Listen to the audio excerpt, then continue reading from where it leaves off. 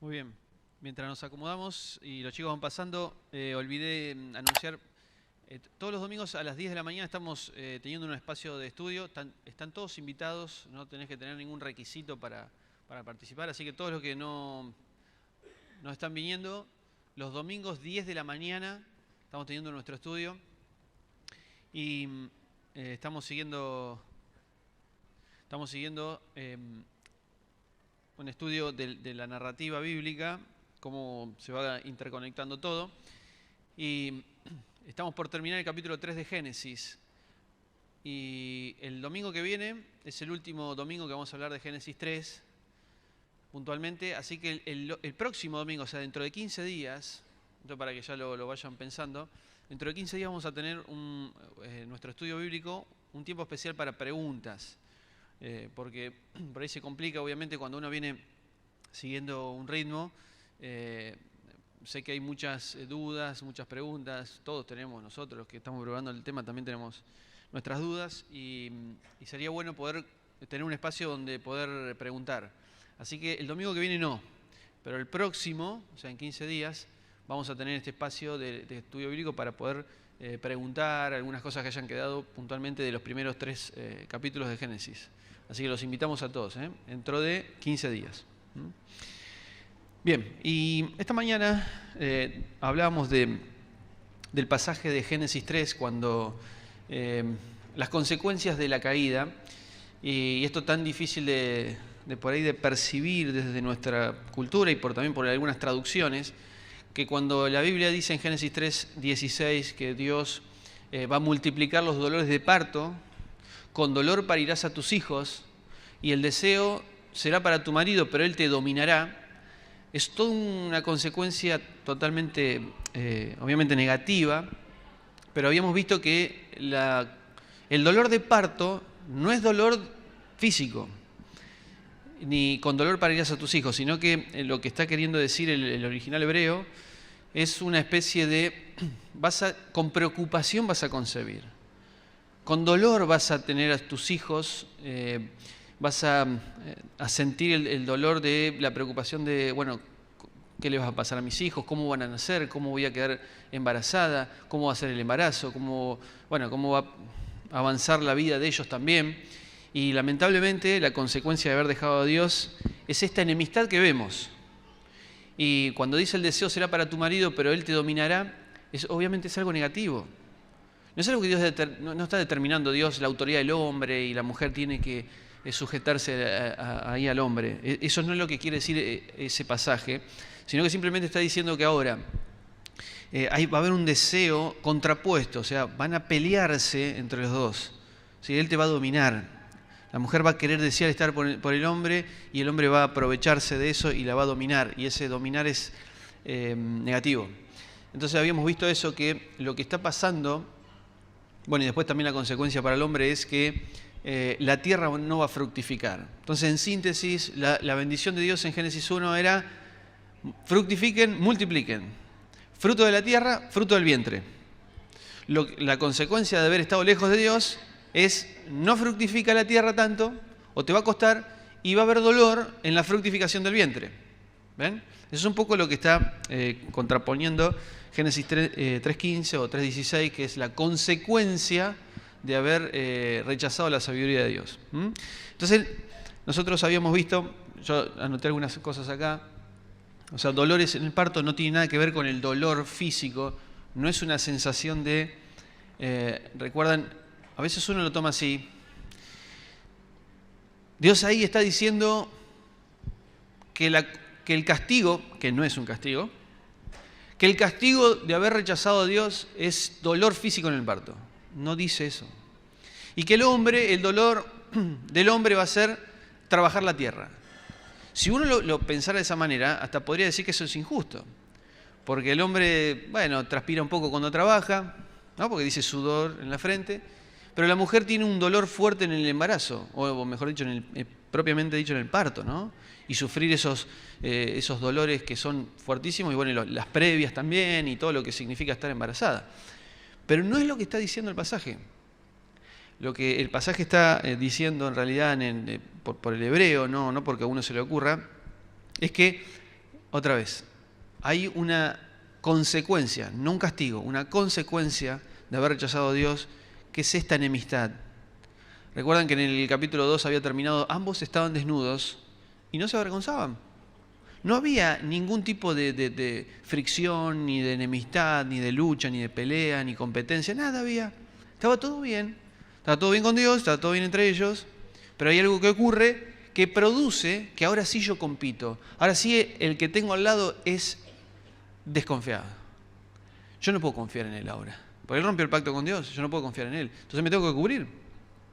No puedo ser abierto, sincero con él, porque ya no confío en él. Y esto empieza a generar, insisto, enemistades, pleitos, peleas, y eso es lo que vamos a ver a medida que va pasando la historia. La primera es de Caín y Abel, ¿no? Donde Dios le dice, Caín, el mal está ahí a la puerta, ojo, que tu deseo, otra vez la misma, ¿no? Tu deseo no permitas que eso te atrape, sino que tú tienes que dominar ese deseo y, bueno, obviamente eso no lo hace, lo asesina, se lo saca del medio.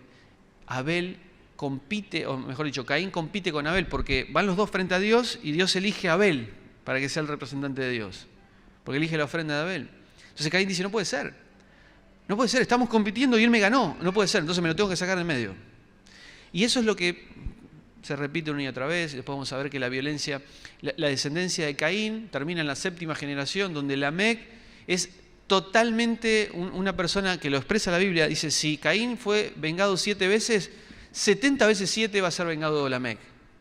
Entonces ahí te está mostrando cómo esto de la pelea y la enemistad empieza a potenciarse. O sea, 70 veces 7. 70 veces 7. 70 veces 7, ¿dónde lo escuché eso? Ahí está, las veces que cuando Pedro le dice, ¿cuántas veces tengo que perdonar? 7, y el Señor le dice, no, hasta 70 veces 7. Fíjense cómo se vincula con Génesis. Si Lamec es vengador, 70 veces 7, Jesús es perdonador, 70 veces 7. Entonces, eso es lo que estamos haciendo en estos estudios y seguimos también con la predicación. Entonces, nosotros tenemos dolores, deseo y dominará, que es negativo. Tenemos el dolor que produce la tierra que no fructifica, y en síntesis tenemos esto: los hombres enemistados. ¿Bien? Entonces nosotros ahora, en base a esto, que es nuestra base, quiero que analicemos algunas cuestiones que tienen que ver con la ley. ¿Cuántos de ustedes conocen los 10 mandamientos? ¿Alguno puede decir los 10 mandamientos de memoria? No escucho. Uno los conoce, pero que cuando le piden que la no se sale. Ahí están. Miren, no tendrás dioses ajenos delante de mí. No tendrás imágenes, ¿no? Ni tampoco te arrodillarás a estas imágenes. No tomarás el nombre de Dios en vano. Acuérdate del día de reposo para santificarlo. 5, honra a tu padre y a tu madre. No matarás, no cometerás adulterio, no robarás, no mentirás, no codiciarás nada de tu prójimo. Ni la mujer, ni el esclavo, dice, no, ahí está un poco resumido. Bien. Está claro estos 10 mandamientos, ¿no?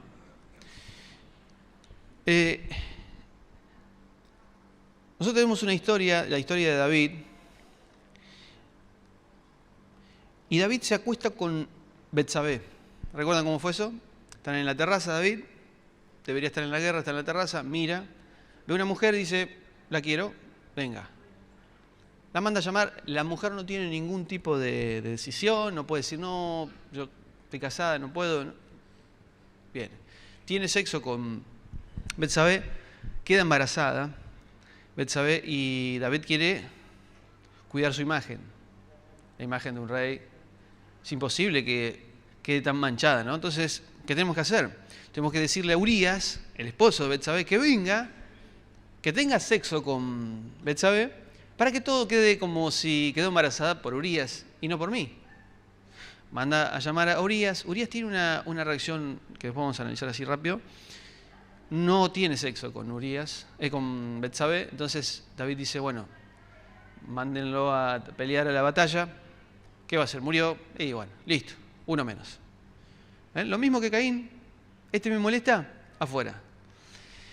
Ahora, cuando David hace esto, viene un profeta Natán de parte de Dios y lo va a confrontar.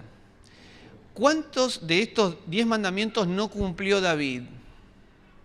Pregunta de escuela dominical. ¿Cuáles no cumplió? No matarás. No codiciarás la mujer de tu prójimo. No adulterarás. ¿Alguno más? ¿Cómo? No mentirás. No cometerás adulterio. Bueno, ¿qué más? Hasta ahora 4. ¿Algún otro? El 10. No codiciarás la mujer de tu prójimo. ¿Bien? No encuentro el de no darás falso testimonio. Porque no, claro, como está resumido ahí, pero... No mentirás, sí, que no dar falso testimonio. Entonces, bueno, claramente... Exacto. Neila me está diciendo que hasta mintió también, David. O sea, 5 leyes rompió. Entonces viene Natán, y si rompió 5 leyes, Natán va a decir, bueno, David, rompiste 5 leyes. Mirá, esta y esta. ¿Pero qué hace Natán? ¿Recuerdan? Cuenta una historia. ¿Qué historia? Vamos a leerla. Miren, 2 Samuel 12.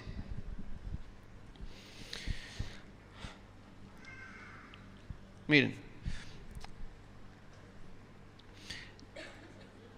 2 Samuel 12, verso 1.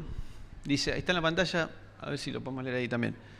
Dice, Dios envió a Natán a David entrando ante su presencia le dijo, en una ciudad, Natán le cuenta una historia a David, nada más, no le dice nada, no le dice te vengo a confrontar, no le dice nada, le dice te voy a contar una historia.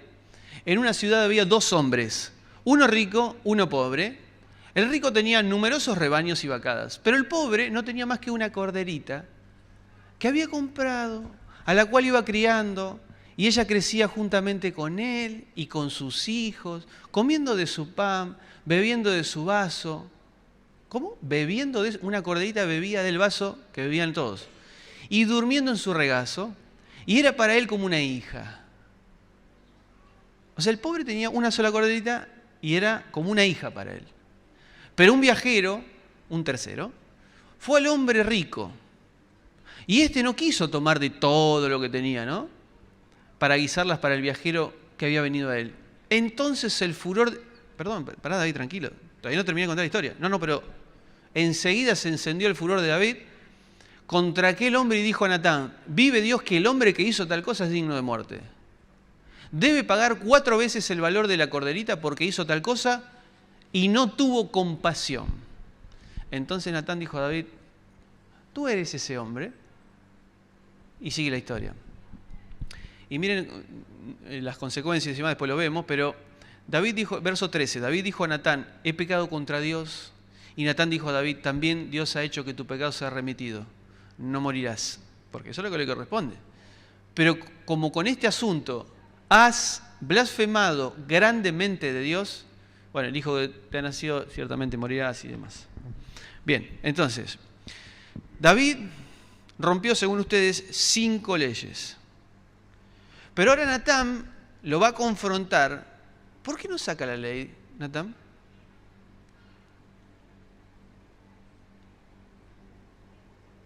¿Por qué no saca la ley? ¿Cómo? Bueno, David la sabía. No la aplicaba, pero la sabía. ¿Por qué? ¿Por qué cuenta esta historia?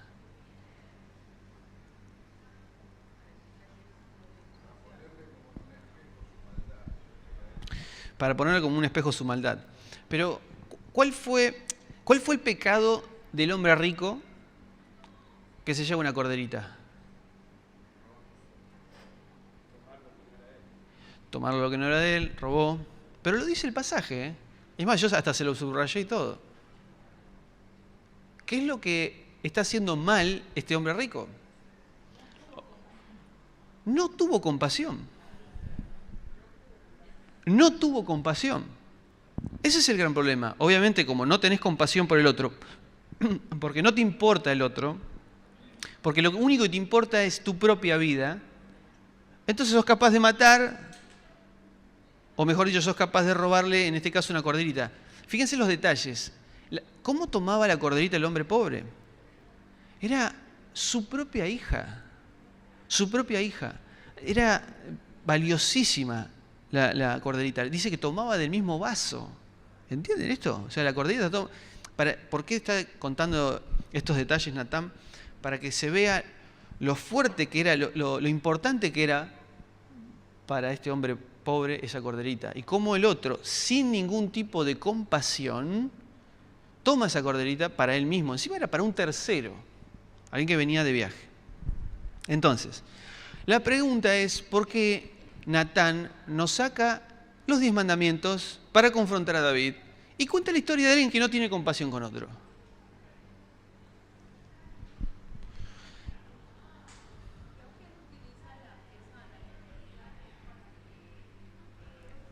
Está hablando Belén, después lo voy a repetir.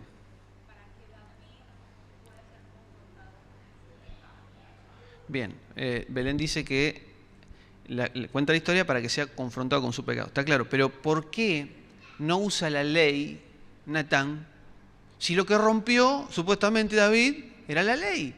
¿Por qué cuenta una historia de alguien que no tiene compasión?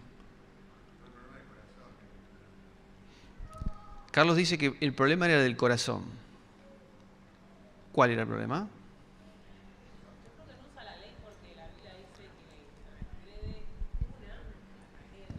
Sí.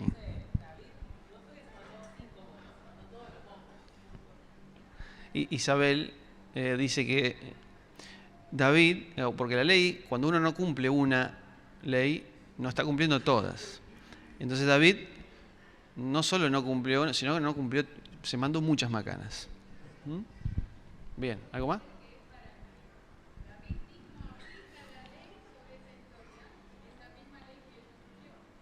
Sí, bueno, exactamente, esa es la idea de Natán. O sea, cuando él le está contando y está exagerando los detalles, es para que David diga, le agarre esta furia que le agarra, para decir, ese se merece la muerte. Pero lo que yo no entiendo es por qué no le dicen, David, mira, no cumpliste esto, así que ahora lo lamento, Dios va a hacer tal y tal cosa. No, le cuento una historia de alguien que no tiene compasión con otro.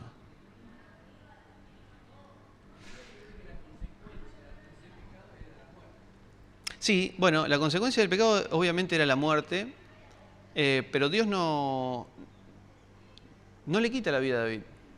Lo mismo que con Caín, porque Caín asesina a Abel y Dios no le quita la vida a Abel. Pero eso es otro tema que podríamos dejarlo ahí picando para discutir en otro momento. Pero, ¿por qué? A ver, yo le leí recién los 10 mandamientos. Miren las preguntas que hay ahí, ¿no? ¿Quebró David algún mandamiento? Muchos. ¿Por qué no usó Natán la ley diciendo que David había quebrado un mandamiento? ¿David realmente asesinó? Esta es una linda pregunta. ¿Alguien abogado acá? Hay varios, ¿no? ¿Abogados?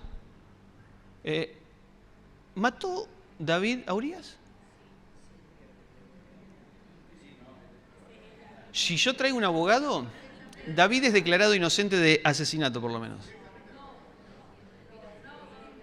Él tomó el arma.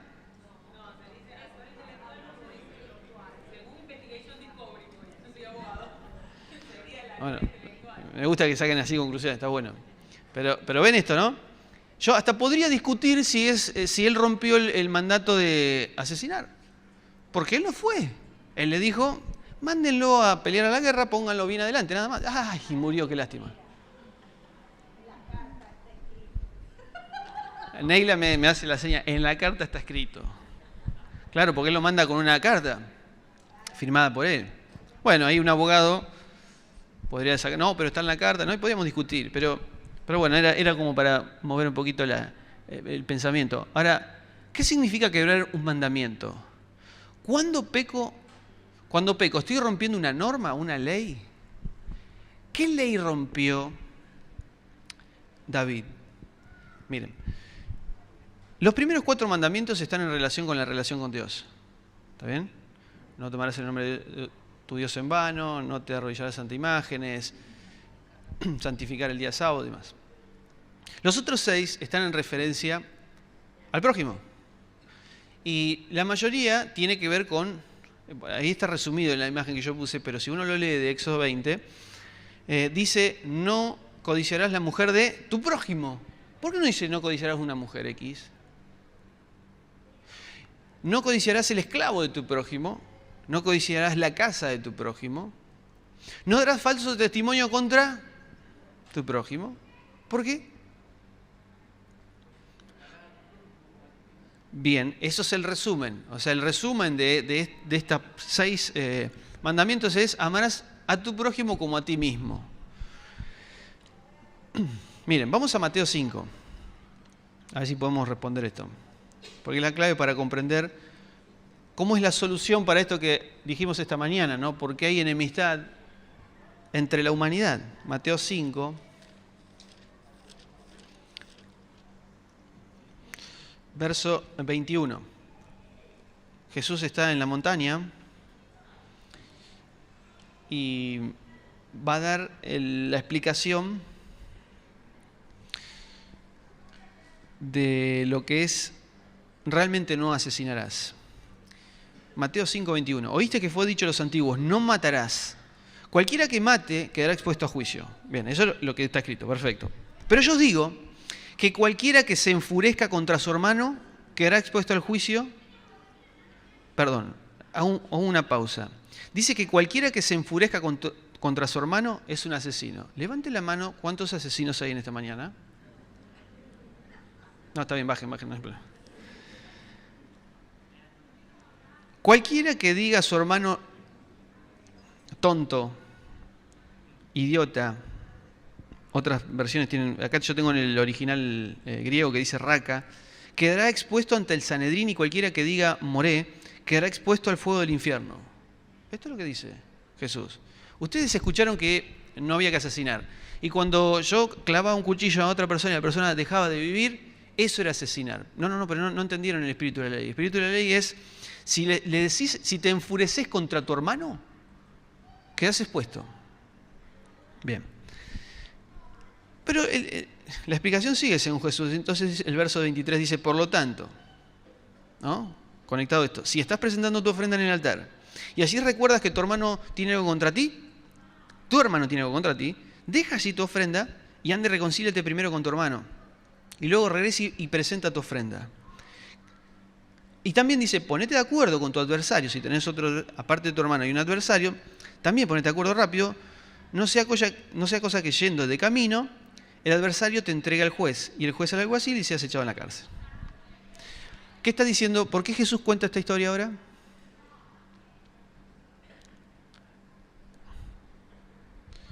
Dice: si estás presentando tu ofrenda, si estás teniendo un vínculo con Dios y te acordás que alguien tiene algo contra ti, solucioná primero lo que tenés y después vení a adorar. ¿Qué estás diciendo?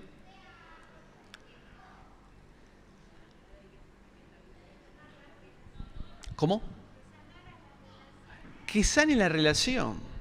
Me gusta esa frase. Que sane la relación.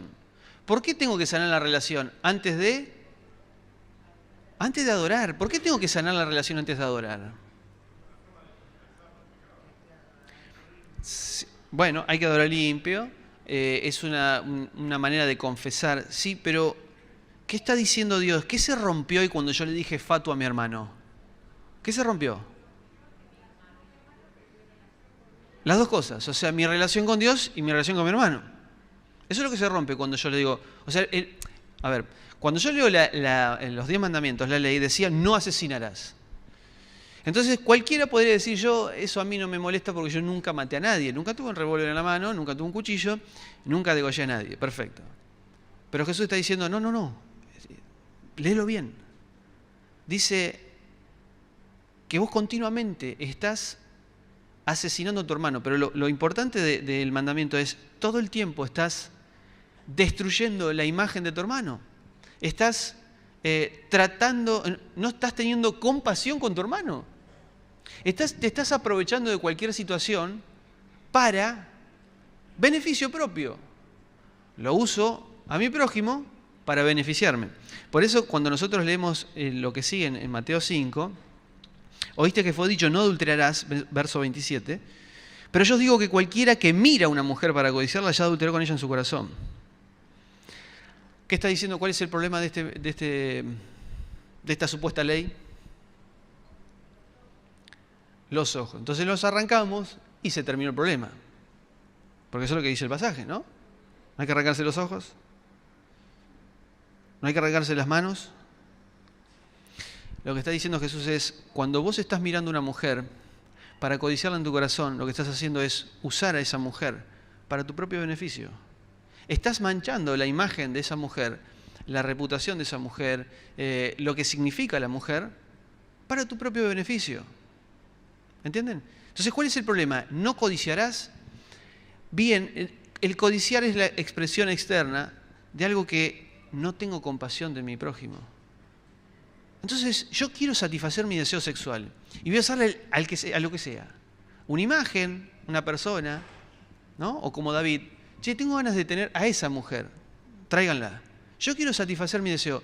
Pero perdón, ¿no pensaste que esta mujer está casada? ¿No pensaste que, bueno, podría quedar embarazada? ¿No pensaste que después ibas a matar a Urías?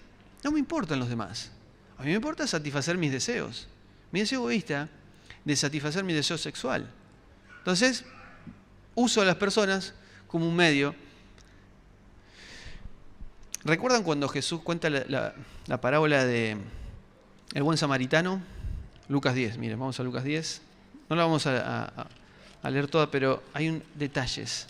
Hay una persona que le pregunta, un maestro de la ley, que le pregunta,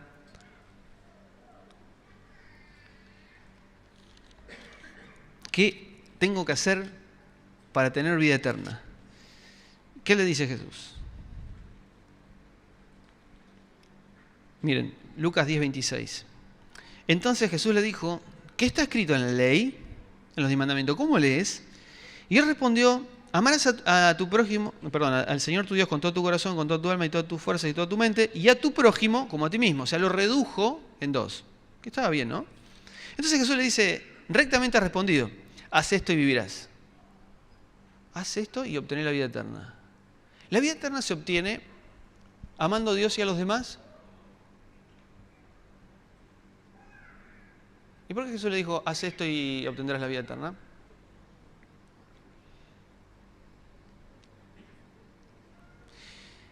Verso 29. Pero él, queriendo justificarse, dijo a Jesús, ¿quién es mi prójimo? ¿Con quién tengo que mostrar misericordia? Él. ¿Quién? ¿Quién es? Y Jesús cuenta la historia del buen samaritano. El samaritano, ustedes conocen la historia, no la voy a leer, pero dice el verso 32. Igualmente un levita al llegar junto al lugar y al verlo pasó por el lado opuesto. Pero un samaritano que iba de camino se acercó y al verlo fue movido a compasión y allegándose vendó sus heridas, derramando aceite y vino y poniéndolo sobre su propia cabalgadura lo llevó a un mesón, cuidó de él y al día siguiente al partir sacó 2 denarios, le dio al mesonero y le dijo, cuídalo y todo lo que gaste de más yo te lo pagaré cuando regrese. ¿Quién de estos 3 te parece que llegó a ser el prójimo del que cayó en manos de salteadores? Y el maestro de la ley le responde, el que tuvo compasión, el que hizo misericordia con él. ¿Por qué estoy trayendo esta historia? Porque cuando nosotros estamos pensando en romper una ley, nosotros tenemos un concepto cultural de que la ley es una cuestión legal, es una cuestión prescriptiva, es decir, me dicen, no tengo que hacer esto, no lo tengo que hacer. Yo hago esto y me corresponde tal cosa. Pero el espíritu de la ley, y como entendían, y como Dios quiso que entendieran en ese momento el pueblo judío, la ley es descriptiva en este sentido. Es una expresión de lo que es el carácter de Dios. Dios es un Dios que continuamente piensa en el otro. Es un Dios que continuamente piensa en cómo beneficiar al otro. Su vida es cómo puedo darte todo a vos, cómo puedo darle todo al otro. Inclusive entra en una relación de pacto, y la relación de pacto es 2 personas que se benefician con esta relación de pacto. ¿En qué se benefició Dios cuando hizo un pacto con Israel? ¿En qué se benefició Dios cuando hizo un pacto con nosotros? ¿Cuáles son los beneficios? ¿Qué beneficio sacó Dios con nosotros? Ninguno. Porque más bienaventurado es dar que recibir.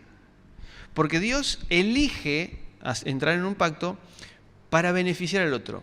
Pero digamos, lo importante del pacto es que, ahora, si yo estoy entrando en un pacto con otra persona, la otra persona se identifica conmigo y desea, no está obligada, desea expresar el carácter de la persona con la cual está entrando en el pacto. Así funcionan los pactos antes, ¿eh? Entonces, cuando Dios dio la ley, en lo que estaba pensando, y esto para profundizar, pero quiero cerrar con el tema de Adán y Eva, cuando Dios expresó la ley, entonces se piensan que, claro, que los judíos estaban de cortar cogotes por todos lados, y ahora viene un Dios que dice, no matarás. Ok, vamos a dejar de matar. Entonces nos encantaba matar. No, eso era algo que ya estaba dentro de la normativa de ese tiempo, ¿no? Pero cuando Dios expresa todas estas supuestas leyes, lo que está expresando es su carácter, de que Él no es capaz de hacer absolutamente nada que dañe al otro, que moleste al otro, que lo inferiorice al otro, sino al contrario. Él tiene un carácter, una personalidad que Él está dispuesto inclusive a dar su vida por el beneficio del otro. Por eso cuando nosotros vemos la historia de David, ¿recuerdan qué hizo David con Urías cuando estaba en la guerra y quería que Urías embarace a su mujer? ¿Qué hizo? Primero lo mandó a llamar. Después... No, antes de emborracharlo... Sí, pero antes de emborracharlo le dice algo. Andá a tu casa, tranquilo, disfrutá. Yo no sé hace cuánto que estaba en la guerra Urías, pero cualquiera que está lejos de su casa no ve la hora de estar en su casa para estar con su esposa. Pero Urías vuelve a la casa, o mejor dicho, lo manda a llamar al rey y le dice el rey, andá a tu casa, dale, andá. Disfruta con tu familia. ¿Qué le contesta a Urías?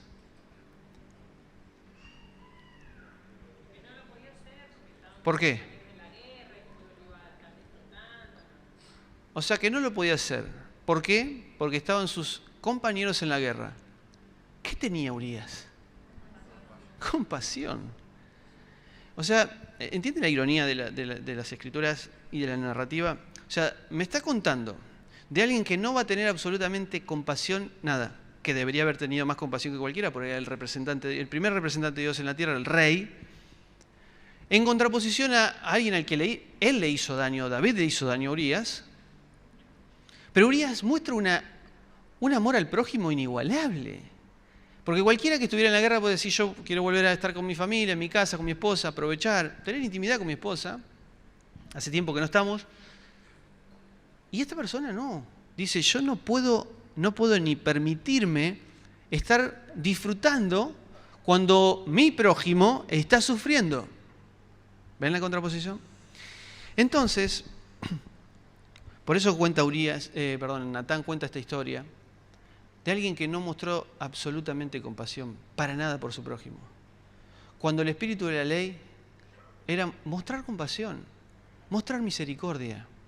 Por eso, cuando ahí hay una frase ahí que tengo en la pantalla, a ver si la tengo acá, para leerla. Cuando yo no estoy... La santidad, ahí está. La santidad no tiene como objetivo dejar de romper normas, o leyes, o reglas, que son supuestamente dadas por Dios. El propósito de la santidad es aún más profundo. Es expresar el carácter, la imagen y el deseo de Dios, en lo más profundo, de beneficiar al otro, de generar vínculos, no romperlos, de bendecir, no maldecir, etc. El pacto que hizo Dios con nosotros nos invita a identificarnos con estos atributos e intentar expresarlos a través de las relaciones. Porque lo que estamos rompiendo no es una regla, es una relación, es un vínculo, es la imagen de otra persona. ¿Entienden la diferencia que quiero expresar? Por eso cuando Natán confronta a David, no le dice, rompiste todas estas leyes. No. Le dice, no tuviste amor por tu prójimo, no tuviste compasión, no tuviste misericordia. Cuando a Jesús le pregunta cómo voy a heredar la vida eterna, él contesta con una historia de alguien que es el enemigo, porque el samaritano era el enemigo del judío, que muestra compasión, que muestra amor al prójimo. ¿Ven? Y podríamos dar muchísimo, y por eso cuando Jesús también en Mateo dice, cualquiera que le dice fato a su hermano queda expuesto, porque la idea es cómo vos querés aprovecharte del otro, querés no mostrarle compasión, querés aprovecharte de esa situación para tu beneficio propio. Cuando decías a una mujer, estás pensando en tu beneficio propio.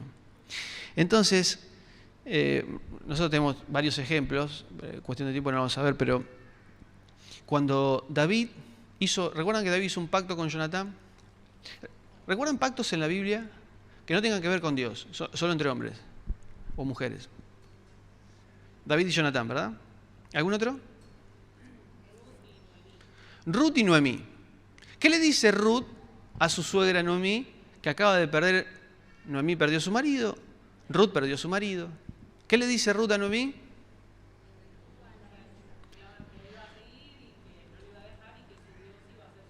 Ahí está. Exacto, eso es un pacto. Ruth le dice a Noemí, tu Dios será mi Dios, tu pueblo será mi pueblo. Donde vos quieras que vayas, yo voy a ir con vos. Todo lo que vos hagas, yo voy a hacer. A donde vayas. Eso es un pacto. Dice, y la muerte, solo la muerte nos va a separar. ¿Recuerdan cuando se dice eso en un pacto? ¿Qué otro pacto? Hay una sociedad media fea, que es las hijas de Lot, poniéndose de acuerdo, haciendo un pacto para acostarse con su papá, para tener semilla, descendencia. Y, bueno, los reyes hacían pactos con otros reyes. Entonces, Salomón hace un pacto con, creo que, lo que hoy es el Líbano, y le mandaban los cedros del Líbano, y él le mandaba lo que... hacían un intercambio de cosas. Pero hay uno que es David y Jonatán. Y David hace un pacto con Jonatán. Y Jonatán le dice, yo voy a hacer un pacto, yo te voy a defender a muerte. Todo lo que a vos te ocurra, yo voy a estar atrás, te voy a defender. Si mi papá dice que quiere atacarte, yo te voy a avisar, así vos te puedes escapar. Yo te quiero beneficiar, yo quiero que vos salgas de esta situación. David dice, yo voy a hacer exactamente lo mismo. Hacen un pacto. Después de mucho tiempo muere Jonatán y David, ¿qué dice? ¿Ha quedado alguien de la casa de Jonatán en el cual yo pueda mostrar? Exacto, ¿ven? ¿Ven qué es esto? O sea, no es que hay una legalidad, no es que David está obligado a tener que cumplir el pacto. Es una expresión, yo quiero tener misericordia por amor al pacto que hice con Jonatán. ¿Ha quedado alguien de la casa de Jonatán en el cual yo pueda mostrar misericordia? Sí, Mefiboset. Es más, le dicen, ya está, David, ya está. Es más, la idea es que cuando muere toda la familia del rey, mueren todos los de la familia del rey. No, pero esto es, yo hice un pacto con Jonatán, yo quiero expresar misericordia. ¿Alguien quedó? Sí, Mefiboset. Venga, Mefiboset. Y Mefiboset se presenta delante del rey y le dice, ¿qué quieres conmigo que soy un perro muerto? Un perro muerto se considera. Y le dice, vas a sentarte todos los días a la mesa conmigo. Por amor al pacto que yo hice con Jonatán. Entonces, ¿qué quiero expresar con esto? Que la ley no tiene absolutamente nada que ver con un empuje y una obligación, sino que es una expresión de carácter. Yo quiero bendecir, quiero beneficiar, quiero identificarme con este Dios en el que estoy haciendo un pacto. Y si mi Dios es un Dios que beneficia y no saca provecho, yo quiero formar parte de eso. Me va a costar un montón, pero yo quiero ver el sexo como Dios ve el sexo. Porque el sexo tiene tantas aristas más hoy en día, pero Dios lo ve de una manera. Y yo me quiero identificar con Él. Entonces yo hice un pacto con Él.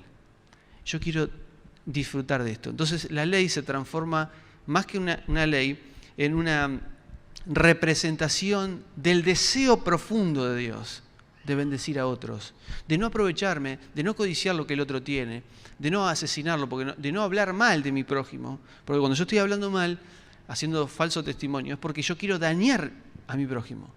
Pero Dios no es un Dios que aprovecha cualquier situación para hacer algo malo o dañar al otro. Al contrario, es capaz de dañarse a sí mismo.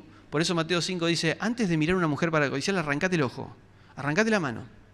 Hacete daño a vos mismo antes de hacerle daño a otros. Dios es capaz de hacerse daño a sí mismo antes de hacerle daño a otros. Ese es el carácter de Dios. Y ese carácter está expresado en la ley, que no solo es porque hay una legalidad que hay que cumplir, sino porque es algo que debemos expresar, que yo tengo deseos de expresar. Por eso la ley, ¿y por qué tiene que ver con lo que yo puse acá? Nosotros habíamos visto que lo que ocurre cuando somos alejados de Dios es que hay enemistad, peleas, competencias. Ahora, a mí, ella se quiere sobrepasar, yo la voy a dominar. Yo tengo hijos y los hijos se empiezan a pelear. Él va a ser el primero, yo me lo voy a sacar de encima. Y empiezan, ya no me importa el prójimo. Si me molesta a mi deseo, a mi propósito, yo me lo saco de en medio. Yo aprovecho a hablar mal. Yo rebajo la imagen de esta persona. Entonces continuamente esto se empieza a multiplicar. La Meg es una persona que dice, a mí me hacen algo, yo le respondo 70 veces 7. Dice, si alguien me pega una cachetada, yo lo mato. Esa es la expresión que dice la Meg. Ese no es el amor de Dios. Ese no es el perdón de Dios. Eso no figura ni cerca el dar falso testimonio contra tu prójimo. O no asesinarás. Al contrario, lo está contraponiendo. Entonces, ¿qué hace Dios? Es elegir a alguien que pueda representar lo que arrancó mal en el jardín del Edén. Si hubo enemistad entre ustedes, yo necesito que alguien represente lo que es realmente el amor. Un amor que no busca lo suyo, que no guarda rencor, que no hace nada indebido, que no es jactancioso. ¿Ven? Ese amor no está viendo qué beneficio puede sacar del otro, qué provecho le puedo sacar. De hecho, hoy nos asociamos por conveniencia. En mi trabajo, por ejemplo, me dicen que se juntaron un hombre y una chica para no pagar 2 alquileres. Entonces viven juntos, va a pagar un alquiler. Yo no sé si hay amor o no hay amor, pero nos conviene porque por ahí pagamos un alquiler. Hasta suena lógico, ¿no? Interesante. ¿Para qué vamos a pagar tanto alquiler si podemos pagar un solo alquiler? Entonces las asociaciones que tenemos nosotros hoy en día son por conveniencia propia. Pero cuando Dios quiere asociarse con nosotros es para beneficiarnos. La contraposición de esto. La contraposición. Por eso hoy leíamos Cantar de los Cantares, capítulo 7, que dice, la mujer le dice, Él es mi amado, o yo soy el amado, la amada de ella, y Él es mi amado. Y su deseo es para mí. Y podemos compartir juntos. Y uno puede leer el Cantar de los Cantares y es la expresión de la contraposición de Génesis 3, de todo este odio que ha surgido en el corazón del ser humano. Y aparece Jesús y dice, yo no voy a aprovecharme de ninguna situación. No quiso el ser igual a Dios como cosa que aferrarse, sino que se despojó de esa condición, porque podría haber sacado esa condición. Si yo soy Dios, yo no tuve el problema lo tuvieron ustedes. Pero ese no es el amor de Dios. El amor de Dios dice, aunque soy inocente, me declaro culpable por amor a otros. Entonces dejó esa condición y se hizo siervo hasta la muerte de cruz. Y todo lo que deberíamos haber pagado nosotros, que nos correspondía por derecho propio, lo absorbe Jesús, porque Él no quiso por usurpación ser igual a Dios. Él no quiso aferrarse a esa condición. Él no dijo, yo no tengo que morir. No, Él dijo, es un placer entregar la vida por ustedes. Es un placer sufrir para beneficiarlos. ¿Ven que esto es la contraposición a nosotros? Yo no quiero sufrir y si tengo que sacarte de medio te voy a sacar. Y si tenemos que competir, vamos a competir. Y la vida se transformó en una competencia continua. Pero vemos a un Dios que expresa no una legalidad, no un conjunto de normas porque sí, sino que son expresiones de su sabiduría y de su voluntad. Son expresiones de su carácter. Para que nosotros, si queremos identificarnos con Él, digamos, la verdad, tengo ganas de matar a alguien, pero yo he hecho un pacto con Dios para expresar el carácter de Dios. No solo que no lo voy a matar, sino que lo voy a beneficiar, lo voy a perdonar, voy a soltarlo. ¿Ven cuán diferente es esto? Ya no es una legalidad, es un deseo de expresar el corazón de Dios. De eso se trata el Evangelio. De que Él me muestre un amor que no voy a encontrar nunca en ningún lugar. Y me elige para que yo forme parte de Él, porque dice, Él nos colocó en Cristo, para que yo pueda expresar ese amor a otros. Por eso dice, se amarán unos a otros y así conocerán que son mis discípulos, por el amor que se tienen. La pregunta es, cuando nos ven a nosotros, ¿pueden ver un amor desinteresado? ¿Pueden ver cómo nos asociamos entre nosotros? Matrimonio, iglesia, amigos, lo que sea. ¿Pueden ver ellos que nosotros estamos rompiéndonos todos para ver cómo beneficiamos al otro? ¿O ellos pueden apreciar de que estamos continuamente compitiendo? Que somos iguales. Pero si hemos tomado un compromiso por el Señor, deberíamos hacer el esfuerzo de querer expresar lo que Dios quiere expresar, que es perdón. Si la MEC dice 70 veces 7 voy a responder al mal, Jesús dice 70 veces 7 voy a ser un perdonador. ¿Con cuál de los dos nos vamos a identificar? ¿Cuál es la descendencia? Porque ahora hay dos descendencias que están enemistadas. La descendencia de la MEC o la descendencia de Jesús. ¿Con cuál nos identificamos? Esa es la que tenemos que elegir nosotros. En mi matrimonio, ¿voy a ser como la MEC? ¿No me vas a ganar? ¿O voy a ser como Jesús? Me dejo ganar por amor al otro. Creo que soy inocente, pero me declaro culpable por amor al otro. Ese es el carácter de Dios. Y eso es lo que deberíamos expresar nosotros.